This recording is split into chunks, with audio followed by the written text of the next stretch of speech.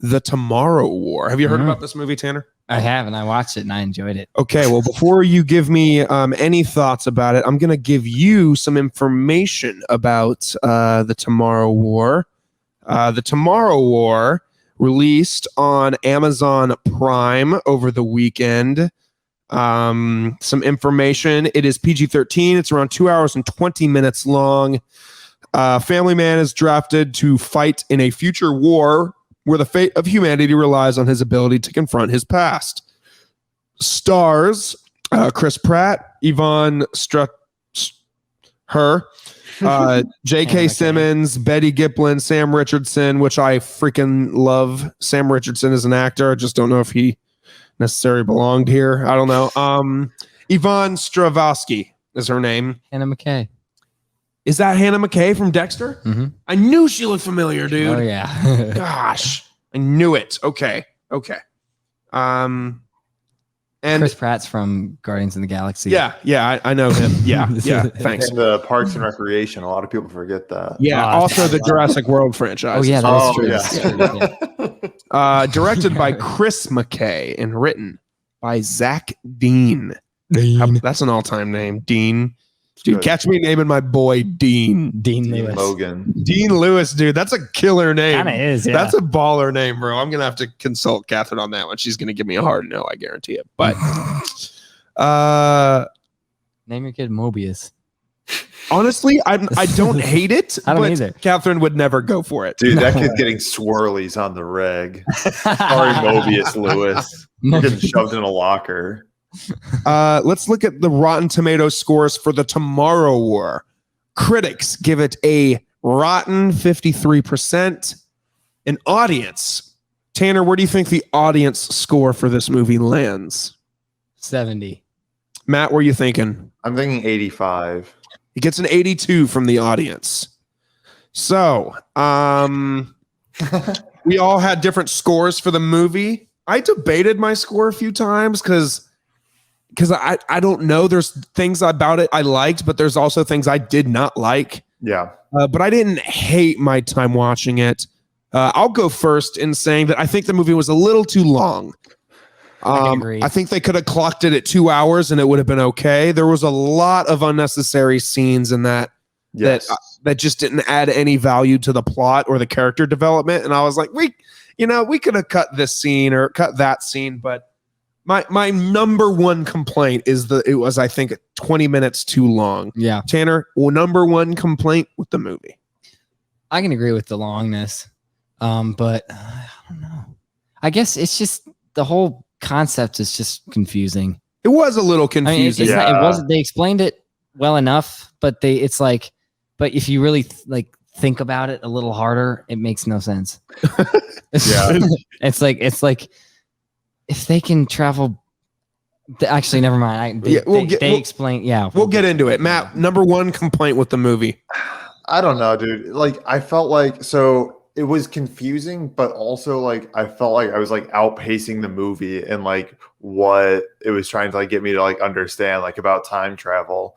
When they were talking about he has to go back and save whoever. It's well, if he does what he wants to do, then this won't be there. I also had the timelines and stuff on the mind from watching Loki. So this was a perfect perfect combo. But I was like, well, yeah, he'll go back and change things. So then that won't happen. So he won't have to and then that was spelled out 20 minutes after I came to it. And I don't know. I just felt just the writing and the directing in it were both kind of odd. There was the very emotional scene between Chris Pratt and his daughter in the future. And it was really impactful. And but I felt the lines that she was given and the way she was directed to act it out just were not as compelling as I think the director wanted it to be. I was just okay, that was probably one of your unnecessary scenes, Logan, that you mentioned. But yeah, I just thought I don't know, it just didn't really come together for me overall. Yeah, I saw your 2 out of 5, and I saw Tanner's score, which we'll get to in a second. I'll let you go off here in a minute after me and Matt get our thoughts out of the way. I landed around a 3, but that 3 is very loose. Like it could go to 2, it could go to 4, because there were things I liked about the movie, but there were like, I think the things I didn't like outweigh the things I did like. However, the things I didn't like destroy the movie for me. Like, first off, I love Chris Pratt. Me too. Right. Anything Chris Pratt is in, sign me up. I think he's like, I was just thinking about it today.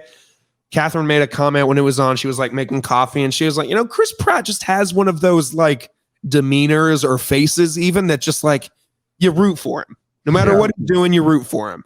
Yeah. So I fuck with Chris Pratt heavy. Me too. Chris Pratt, if you want to come on the Binge Boys, you're more than welcome to. That'd be the most funniest episode on the planet. We would, yeah. I'd be wheezing the whole time. Yeah, that'd be amazing. I'd love to talk to Chris Pratt. A lot of people tell me that I give them Chris Pratt vibes.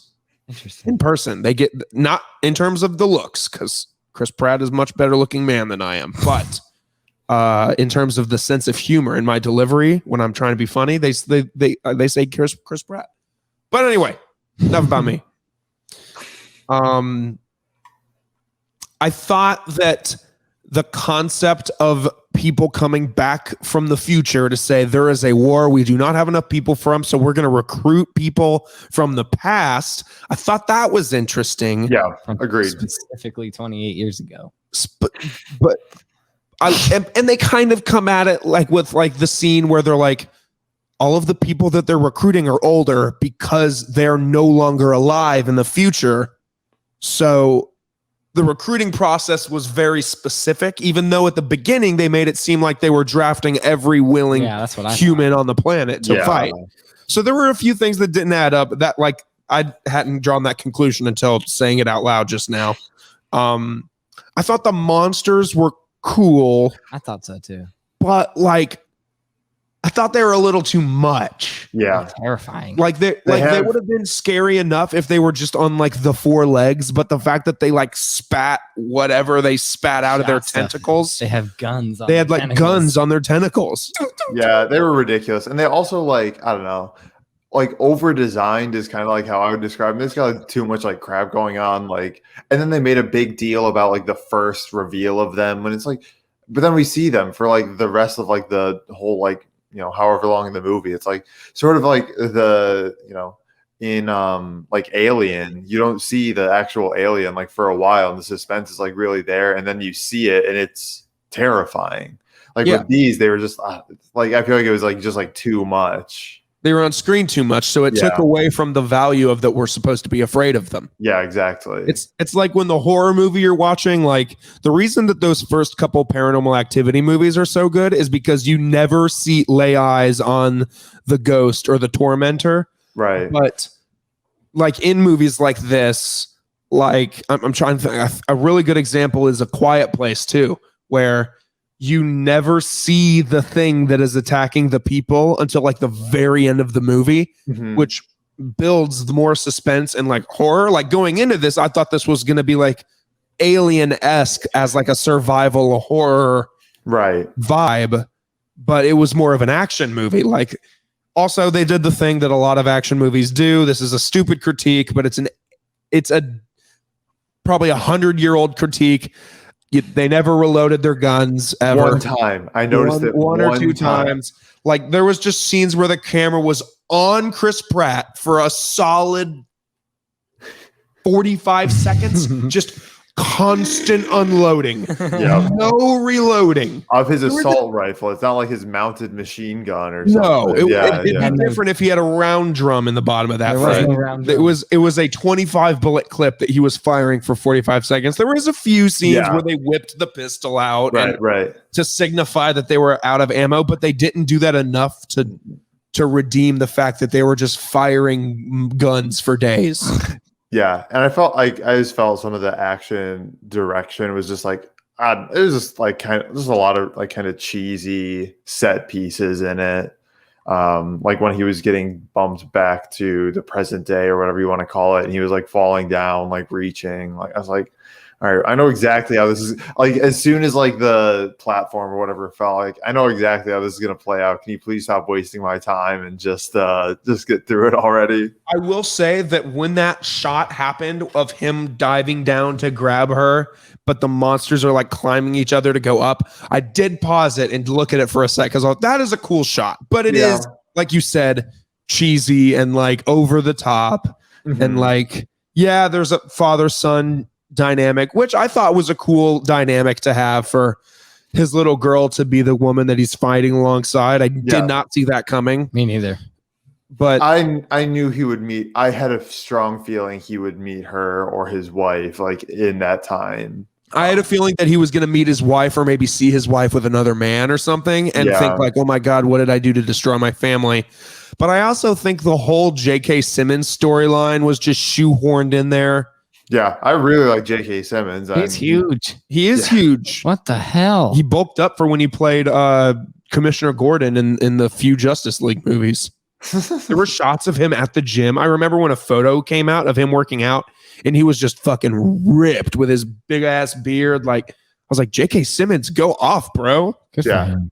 But yeah, like that whole storyline and like after he gets back to like the current day, I definitely thought that was like it was the vibe where it's like, all right, getting ready to, time to like go home. And then someone says, oh, do you want to look at like my photo albums or something? And you're like, all right, well, I guess you have to do this. You have to sit around and like wait for this all to play out. I was just like, I don't know. I felt like that could have been sort of more wrapped up in like just like another kind of like montage versus like seeing all of it all over again.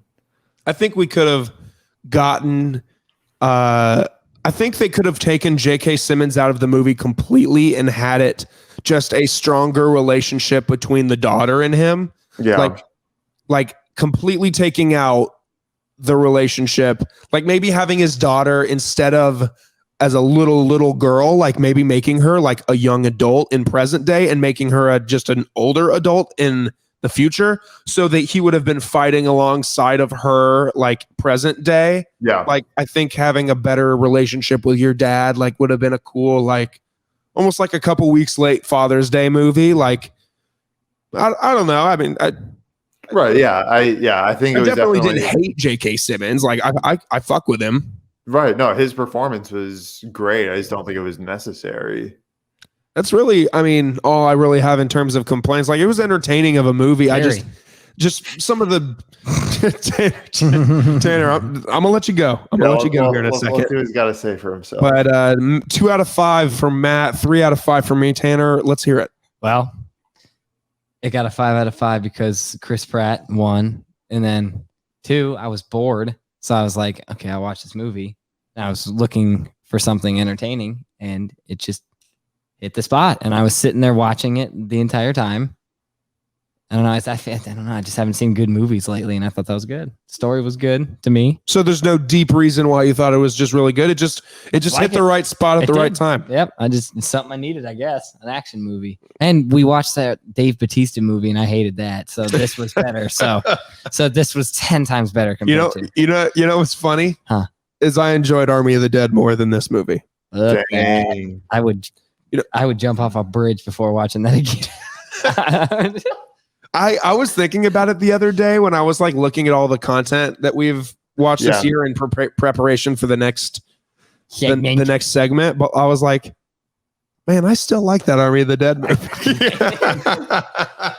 And you know what? You know what's funny about both these movies? Father-daughter relationship. Yeah. There you go. Why does every action movie go that route now? Like because they gotta tie it together for a family. I've never seen World War Z, but is that how World War Z is? No, I actually don't think so. Interesting. I saw that movie in the theaters in like junior year of high school, but haven't seen it since. Yeah. I don't think I'll ever watch it. I remember having a fun time watching it, but other than that, like there's all this chatter of like a sequel. I'm like, this movie doesn't need it. Doesn't need it. World War Z2. Oh, geez. World War Z. World War Y. Do you have more? No. Or was that just your explanation on why you loved it? Oh yeah, I just loved it. Okay. Genuine. It just hit different for you. It did. And I was like, and I had to watch some of it at work today too, because I freaking fell asleep last night. And I was supposed to be cleaning this machine, and I look up and it was like 45 minutes had passed, and I was watching it, and I hadn't touched the machine yet. I was like, oh shit, whoops. Oh well, whatever. I'll steal their labor all day long. I'm there 60 hours a week anyways. Jeez. Better hope that Little Caesars doesn't hear this. They won't. I hope not. They won't. I don't work there. They've got better things to do. I work at Burger King. You're right. You do. Yeah. Okay. Tomorrow War, Amazon Prime. Check it out if you have a subscription. It's not a horrible movie, but it might not be for you. It's a great movie, I say. Okay. Top 5 of the year so far. Is it in my top 5? Is it? I don't know, but I don't remember what I put. Let's see. I'm not asking. I'm just like, oh no. For the movies at the end of the year, do you think it'll make your top 5? No, but it's gonna be memorable. Okay. Yeah, for sure. Yeah, Matt's gonna remember how much he hated it. I didn't like hate it. I don't know. It's just like the whole time it's just like it was the game where it's like, oh, I'm gonna guess the line that like they're gonna say next. I'm gonna guess like, oh, I can see like how this is playing out. And it's like, wait, that doesn't make sense. Why are you doing like, yeah, just a lot of like very questionable decisions.